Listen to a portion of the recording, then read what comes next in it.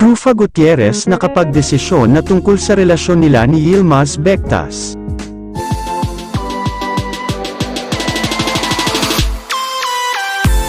Matagal nang gustong magkaroon ng masayang pamilya ang beauty queen turn actress na si Rufa Gutierrez.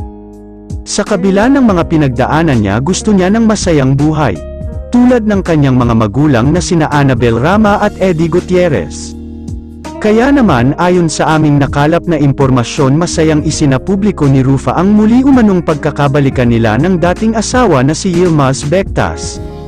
Aminado ang aktres na hanggang ngayon mahal na mahal pa rin niya ang ama ng kanyang mga anak, kaya hanggang ngayon hindi pa rin siya nag-aasawa. Sa ngayon raw ay nagbabalak ng bumalik ng Turkey ang mag-iina upang doon na manirahan.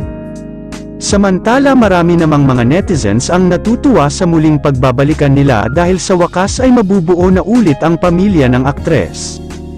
Ganun naman raw talaga, kahit gaano pa kayo katagal na nagkahiwalay, kung para kayo talaga ang nakatadhana sa isa't isa. Samantala, suportado naman umano ang mga magulang ni Rufa na si Annabel Rama at Eddie Gutierrez sa desisyong pakikipagbalikan ng anak sa dating asawa na si Yilmaz. Matanda na raw si Rufa, alam na nito ang tama at mali. Kung saan raw magiging masaya si Rufa, nariyan lang umano sila upang suportahan ang mga desisyon nito sa buhay.